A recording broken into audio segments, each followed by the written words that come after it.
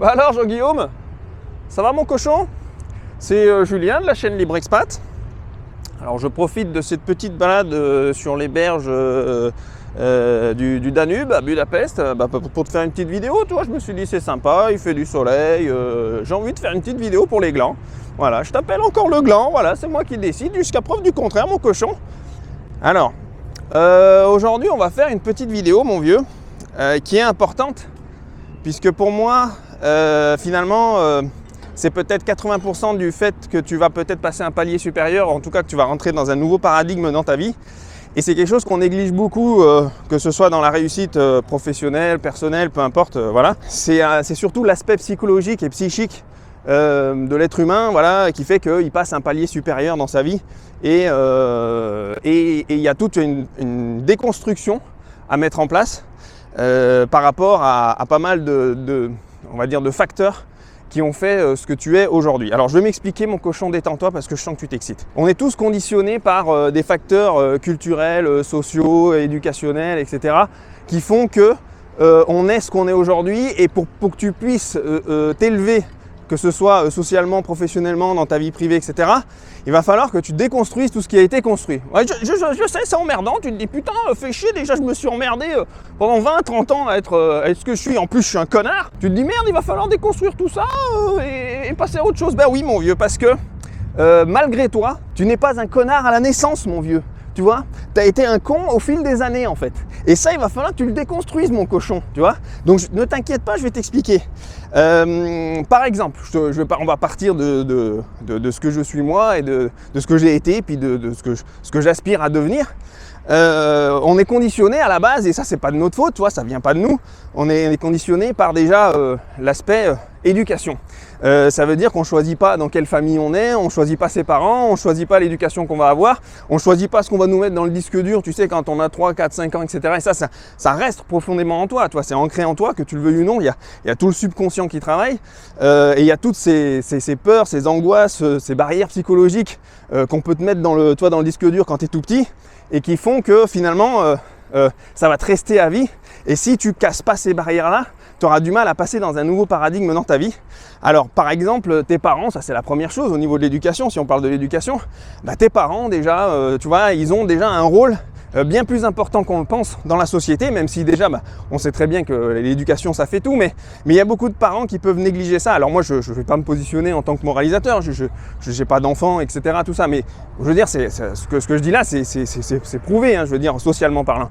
Donc c'est vrai qu'il y a beaucoup de parents, tu vois, qui sont cons comme des balais, mon cochon, bah oui je sais, et donc en fait ils font des enfants, et les enfants ils sont aussi cons qu'eux, tu vois, et ça c'est un vrai problème parce que tu vois, si déjà le gamin quand il naît, tu vois, déjà si les parents ils manquent d'éducation, si les parents ils manquent de culture, ils manquent d'ouverture, etc. Ils manquent voilà, c'est pas des gens qui ont été curieux, c'est des gens qui sont restés dans leur modèle social et qui n'ont pas cherché à évoluer, ben ils vont reporter ça sur leurs enfants. Et en même temps, ils vont reporter aussi toutes leurs barrières psychologiques, ils vont reporter toutes leurs angoisses, toutes leurs peurs, etc. sur leurs enfants. Et les enfants, eux, ça leur rentre dans l'ADN, tu vois, et puis après quand ils grandissent, ils ont les mêmes, tu vois, donc ils sont, t'as bien vu, t'as déjà remarqué, des fois quand l'enfant il est complètement con, tu regardes les parents, ils sont encore plus cons que l'enfant, tu vois.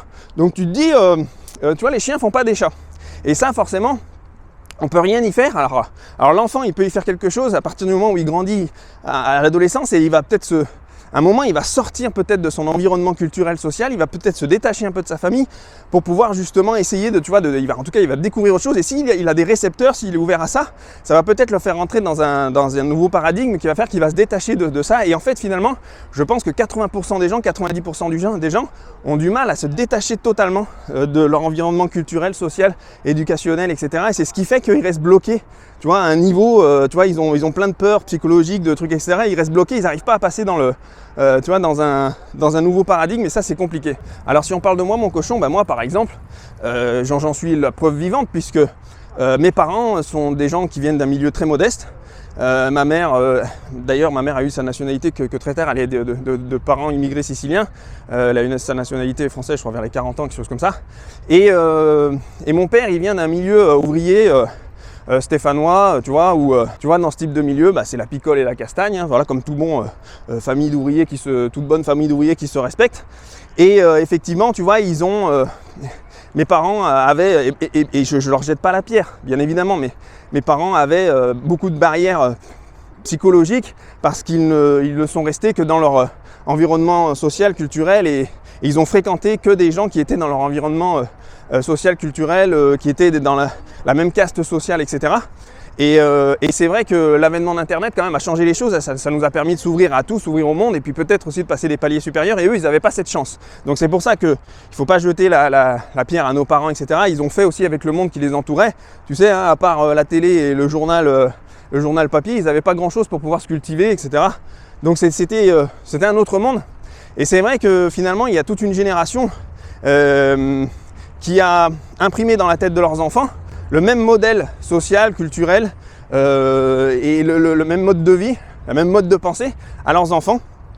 Alors si on reste dans l'éducationnel, tu vois, bah, tu as tout type de parents, hein. Tu as les parents qui vont avoir peut-être une éducation plus ouverte, plus libre, etc. Et donc forcément, bah, ils vont tout de suite inciter l'enfant à la découverte, tu vois, à aller vers l'autre, à essayer de comprendre les choses, etc. Puis tu as les parents aussi qui vont toujours être, tu sais, dans l'interdiction. Et ça, c'est gravissime. C'est les parents qui vont te dire à chaque fois, bah non, fais pas ci, fais pas ça, oulala, moi je connais ça, il faut pas le faire, etc. C'est-à-dire qu'ils vont pas laisser les enfants faire leurs propres expériences de vie.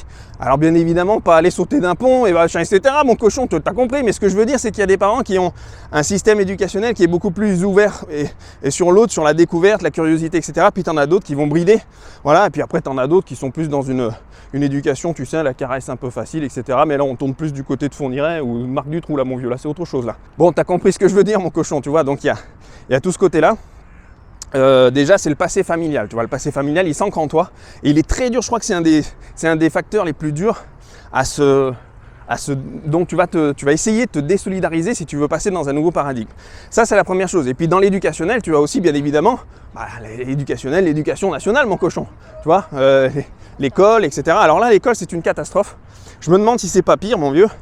Parce que l'école, bah alors là on va t'apprendre, tu sais, on va t'apprendre à être un bon mouton du système, à rentrer dans le système. D'ailleurs pour moi l'école aujourd'hui, à partir de la 3e, tu vois, tu as appris à compter, lire, etc. Pythagore, mon cul. Derrière, tu sais, c'est de la merde, hein. Tout ce qui est après bac plus 2, là ça sert à rien. Il y a plein de gens qui disent oui mais j'attends d'avoir mon bac. Parce que les parents ils ont gardé ça en tête, tu sais, les post-68ards là, ils sont dans l'idée qu'aujourd'hui on fait encore notre vie avec un bac.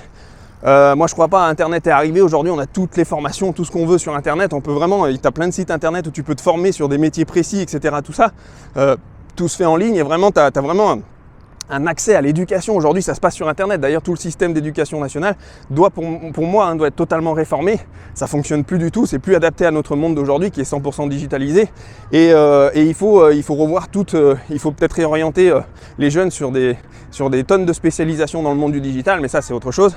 Donc pour moi, tu vois, à partir du moment où tu as passé la 3e, allez, la seconde, la première, là mon cochon, vaut mieux rentrer dans la vie active et t'intéresser tout de suite à Internet, ne pas te décrocher, ne pas rentrer dans des études. Je vois, il y en a, ils font des littéraires, des machins, ils finissent en truc, histoire de machin, mon cul, et puis après finalement ils finissent au McDo avec peut-être une petite casquette et machin et tout. Les mecs, tu vois, ils se sont fait baiser dans le système parce qu'en fait le monde qu'on nous a vendu, que nos parents nous ont vendu avant et auquel ils ont cru, il n'existe plus. Donc effectivement pour moi l'école ça vaut pas plus grand chose à partir d'un certain seuil, sauf pour ceux qui veulent se spécialiser par exemple, tu sais, dans la médecine générale, la chirurgie par exemple, je sais pas, ceux qui vont vraiment dans les vraies spécialisations, tu sais, qui vont à bac plus 5, bac plus 6, les notaires, les machins, les juges et toute cette merde. Donc tu vois, effectivement là c'est autre chose, là je suis d'accord. Mais à part ça, mon cochon, franchement pour moi aujourd'hui l'éducation est mal foutue, surtout que là il va falloir faire un gros travail. Et moi, si un jour j'ai un enfant, ça va être compliqué parce que il va falloir faire tout un travail de déformation en fait. C'est-à-dire que tu l'envoies à l'école, mais en fait, toutes les conneries qu'on lui apprend à l'école, tu vois, il va falloir que tu vois, si tu commences à croire à toutes les conneries de Fernand Nathan, là, les livres d'histoire et toute cette merde, parce que tu sais très bien que c'est les vainqueurs qui écrivent l'histoire, mon vieux, hein, c'est pas, tu vois, donc forcément, l'Occident gentil, machin, etc. Donc dans les livres et tout ça, bah t'as bien compris que t'as le méchant russe, t'as le gentil américain, machin, et tout ça, toute cette merde, et puis on nous apprend ce qu'on a envie de nous apprendre aussi, hein, tu vois, donc forcément, il va falloir faire un travail de déconstruction. Et ça, finalement, je crois que ça a été une des choses qui m'a...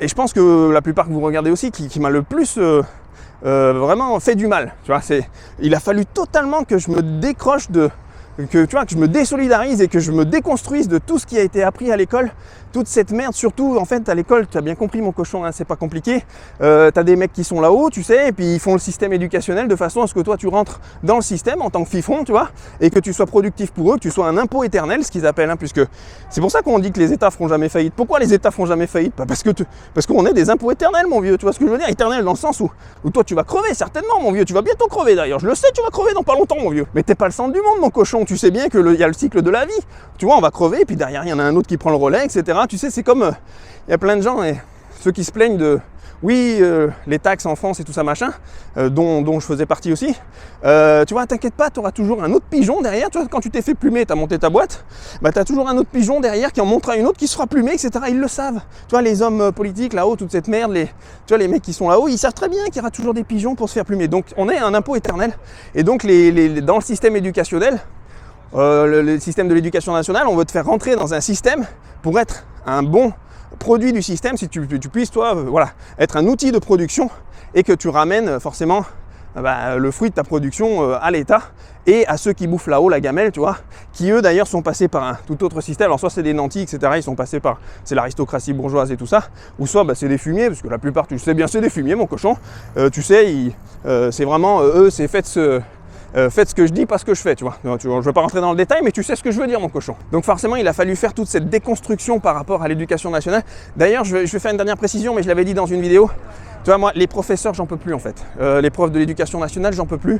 Tu vois, c'est les mecs, en fait, à un moment, tu comprends ça. Quand j'avais la vingtaine, à un moment, j'ai compris ça. J'ai dit, mais en fait, tu sais, à l'école, on te faisait plein de beaux discours, machin, humanisme, mon cul, toute cette merde.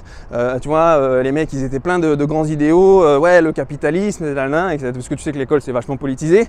Les professeurs sont tous de gauche, etc.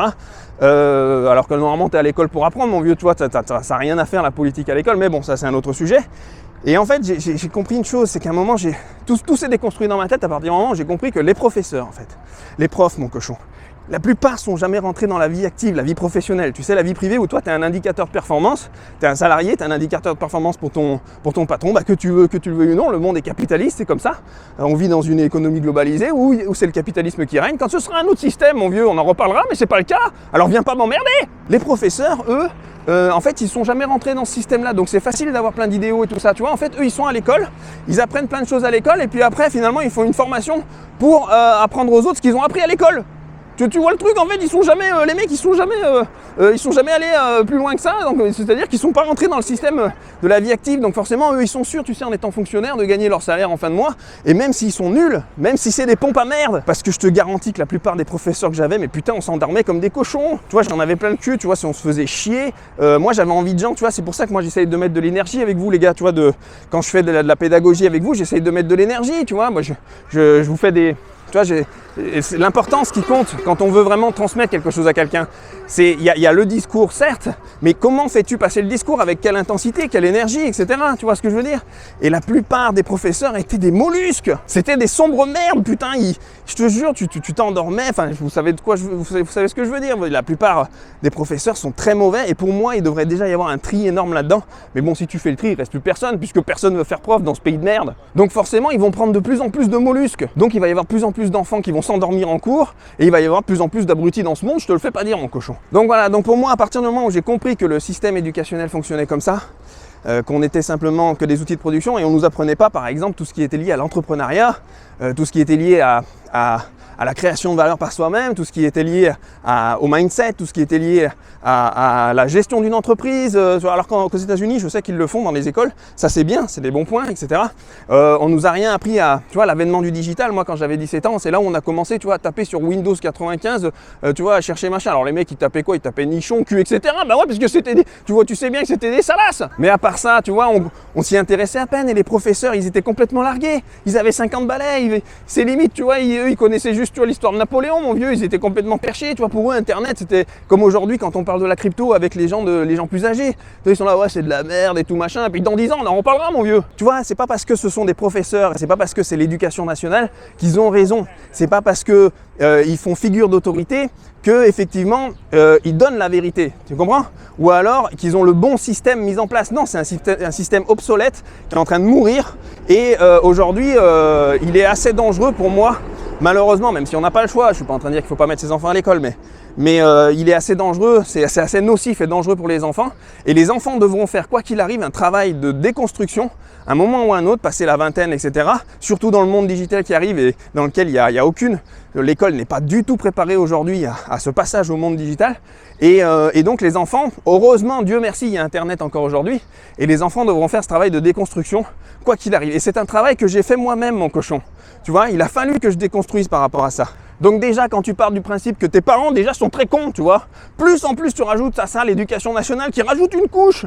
Tu vois ce que je veux dire? Bah, tu m'étonnes qu'aujourd'hui t'es un connard. Mais t'inquiète pas, c'est pas irréversible, mon cochon. Tu vas pouvoir te rattraper, tu vois. Mais il va falloir que tu fasses ce travail de déconstruction et de passer à l'étape supérieure. Alors ça, c'était la partie éducation, parce que c'est pas fini, je vais te rajouter une couche, mon vieux. Bon, là, je t'ai mis le jambon, je vais te mettre le fromage, mon vieux.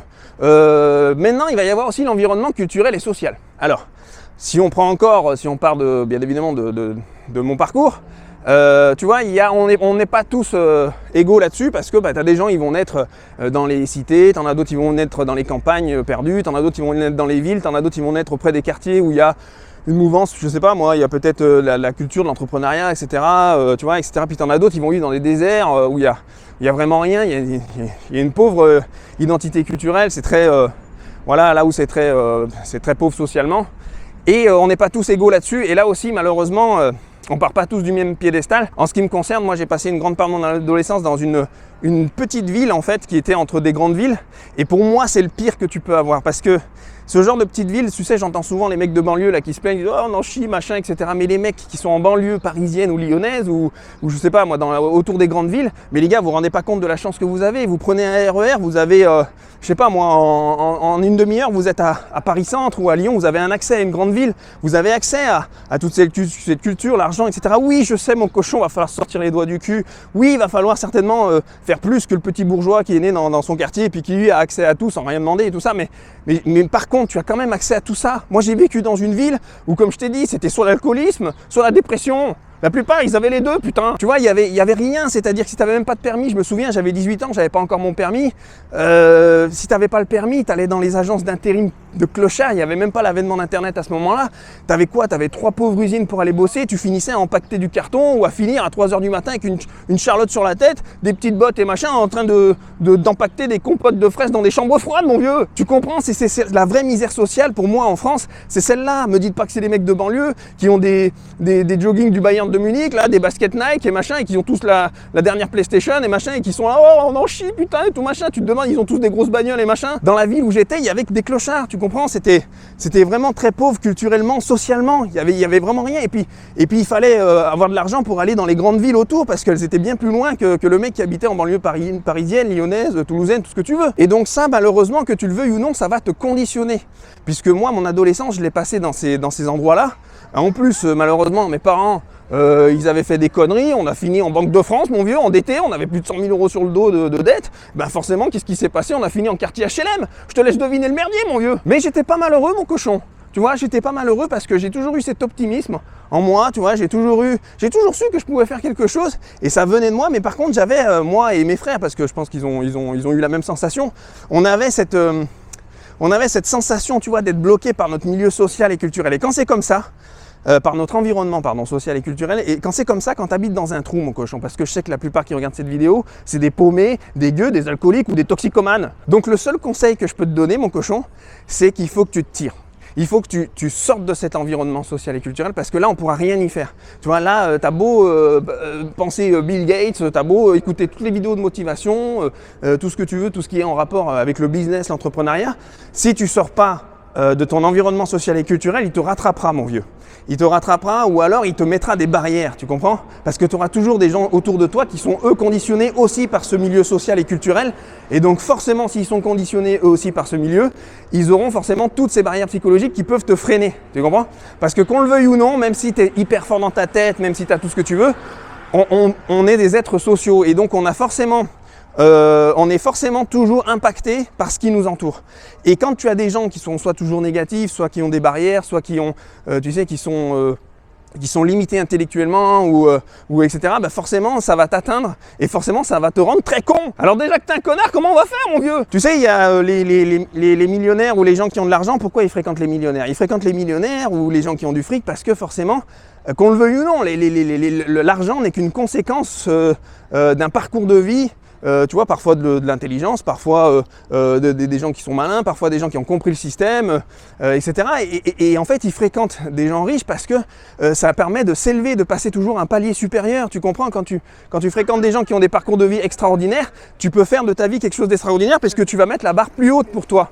Tu vois, si ton voisin c'est un obèse alcoolique qui regarde du porno tous les jours, forcément, si tu commences à te baser sur lui, bah, tu vas être une merde comme lui. Voilà pourquoi les gens riches fréquentent les gens riches. Ou alors, si tu veux, les gens qui ont de la culture fréquentent les gens qui ont de la culture, etc. etc. C'est-à-dire quoi? L'être humain, il aspire toujours à passer un paradigme supérieur. Et malheureusement, il y a une grande partie des gens, 90% des gens, par peur, par angoisse ou alors par déni, par fainéantise intellectuelle, etc., ne souhaitent pas fréquenter un autre milieu social, ne souhaite pas s'émanciper, ne souhaite pas s'ouvrir à finalement un autre paradigme intellectuel. Et c'est vrai qu'effectivement, si ils débunkent pas ça dans leur tête, eh ben ils vont rester toujours en bas de l'échelle. Tu comprends mon cochon? C'est pas ce que tu veux, Patrice, t'as pas envie d'être un caca. Tu l'as vu le film Les Visiteurs, la Jacouille? Bah il y a plein de Français qui sont comme ça. J'ai été comme ça un temps, hein, peut-être que je le suis encore un petit peu aujourd'hui, tu vois. Jacouille, quand il retourne dans le passé, qu'est-ce qui se passe? Tu sais, il se transforme en merde, une grosse merde comme ça qui tombe, là, qui fait du, tu sais, qui fait toute liquide, là. Voilà, bah, est-ce que tu as envie d'être ça? Est-ce que tu as envie d'un caca tout liquide, mon vieux? Il y a un dicton qui dit, mon cochon, et que tu connais certainement, que tu as déjà vu sur YouTube, parce qu'il y a plein de guignols qui le reprennent. Il y a un dicton qui dit que, dis-moi qui sont tes proches, tes amis, etc., ou ce qu'ils font, et je définirai qui tu es, tu vois. Si tes proches sont des alcooliques, des dépressifs, ou des gens qui n'ont pas forcément réussi dans la vie, ou des gens qui sont, voilà, qui sont très bornés intellectuellement, qui sont très fermés à tout, etc., bah forcément, ça va déteindre sur toi. Donc ça veut dire que tu es certainement une merde. Voilà, donc ça, vraiment, c'est pas du tout irréversible, mon cochon, bien évidemment, on déconne, mais voilà, j'espère que tu comprends ça. Je pense que la plupart d'entre vous le savent, hein, mais c'est très dur, même moi-même, hein, j'y ai fait face, les gars, c'est-à-dire que j'avais vraiment beaucoup de mal ça a été très dur de sortir de ce carcan en fait, tu vois, ça a mis des années, des fois je me dis mais comment j'ai fait pour rester aussi longtemps dans cette merde en fait, tu vois, parce que moi, tu m'aurais connu il y a 10 ans en arrière, mon vieux, tu aurais dit non mais c'est pas Julien Librexpat ça, hein. Moi mon quotidien c'était, je bossais dans des boulots de merde la semaine ou alors j'étais au chômage, hein, parce que j'aimais bien me branler, tu vois, le week-end c'était boîte de nuit, castagne, tu vois, nichon mon vieux, j'avais que ça à foutre, tu vois, mon ambition elle était minable, j'avais même pas d'ambition et j'ai compris ça que très tard et je sais que Internet, alors peut-être aussi, il y avait moins de gens qui pouvaient transmettre leurs messages sur Internet parce que Internet était moins développé. Mais aujourd'hui, justement, s'il y a des jeunes qui me regardent, là, si vous êtes jeune, si vous avez la vingtaine, même la trentaine, peu importe, vraiment, ce que je vous dis là, c'est essentiel parce que c'est un débunkage psychologique qu'il va falloir faire pour passer dans le nouveau paradigme et ce sera 80% du succès de ta réussite ou en tout cas de ton envie de passer à une step supérieure et de faire table rase de toute cette merde du passé. Il y a tout ce travail de déconstruction éducationnelle, passé familial, si c'était de la merde. Je suis pas en train de dire si tes parents sont très bien, si ça s'est très bien passé pour toi, très bien. Mais si tu sens qu'il y a un mal-être par rapport à ça et que tu vois qu'ils sont bloqués, ils comprennent rien, malheureusement parfois il faut aussi se couper par exemple des gens toxiques qui ne le savent pas pour eux-mêmes, tu vois, il y a des gens, ils sont toxiques, ils ne le savent pas, ils sont toxiques pour eux, envers les autres, parce qu'ils ont tous ces peurs, ces blocages psychologiques. Est-ce que toi, ça doit t'emmener vers les... Est-ce que toi aussi, ça justifie le fait que ça doit t'emmener vers les tréfonds, mon vieux, tu vois? Donc il y a la partie éducationnelle, environnement social et culturel, et là, je vais rajouter, tu vois, je t'ai mis œuf, jambon, je vais te mettre le fromage maintenant, tu vois? Il y a autre chose, il y a aussi ton rapport à l'argent. Mais je pense que c'est lié forcément à toute la partie éducationnelle et environnement, culturel et social. Je pense que c'est une sorte de triptyque en fait. C'est que effectivement la partie, le rapport à l'argent, il est essentiel aussi. Par exemple, tu sais, si tu viens d'une famille modeste, tu as beaucoup de gens qui sont dans une politique, ils sont dans une politique d'économie sans fin. Ils sont toujours, tu vois, ils voient tout par le prisme de l'économie, ils ne voient pas tout par le prisme de la création de valeur. Et ça, pour moi, c'est tout ce qui fait la différence entre quelqu'un qui va chercher à se bouger le cul et à réussir, ou entre quelqu'un qui va chercher plutôt à profiter d'un système. Alors pas, je dis pas ça méchamment, hein, bien évidemment, qui va chercher parce que c'est parce qu'il a des peurs psychologiques et des angoisses, qui va chercher à vivre d'un système et à avoir peur finalement tu vois, de bouger, de faire quoi que ce soit, parce que sinon il risque de perdre ses petites économies et tout ça machin. Et ça, c'est une des choses les plus importantes qu'il va falloir que tu brises aussi dans ta tête.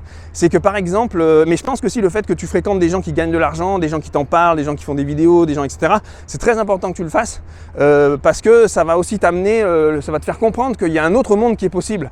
Moi par exemple, je te donne encore une fois, on va recentrer sur le prisme de ma vie, si ça peut t'aider. Moi au début, quand j'ai démarré dans l'entrepreneuriat, on pensait que tu vois, des sommes n'étaient pas possibles. Je me souviens, je disais à mon frère, j'étais chez moi, là, on était dans notre quartier HLM, j'étais assis sur le canapé en carton, là, et je disais à mon frère, putain, vas-y, franchement, donne-moi 10 000 balles, mon vieux, je te jure, je te fais une super entreprise, on gagne du fric, parce que pour nous, 10 000 €, on croyait que c'était déjà une grosse somme, alors que c'est de la pisse. Franchement, 10 000 €, c'est de la piste, c'est beaucoup d'argent pour les gens, mais je veux dire, dans l'entrepreneuriat, c'est rien, tu vois ce que je veux dire? Parce que j'étais conditionné par mon environnement culturel, social, je croyais que 10 000 € c'était bien. Le mec qui gagnait 1500 ou 2000 balles chez nous, déjà c'était Rothschild, tu comprends mon vieux? Donc forcément, j'étais, tu vois, je visais que par rapport au paradigme, au monde dans lequel j'étais, tu vois, j'étais pas au palier supérieur. Et effectivement, après, j'ai compris avec le temps, en cassant toutes ces barrières, en me disant non, mais il n'y a pas de limite, que bah, après, tu peux gagner 20, 30 000, 40 000, 50 000 € de chiffre d'affaires.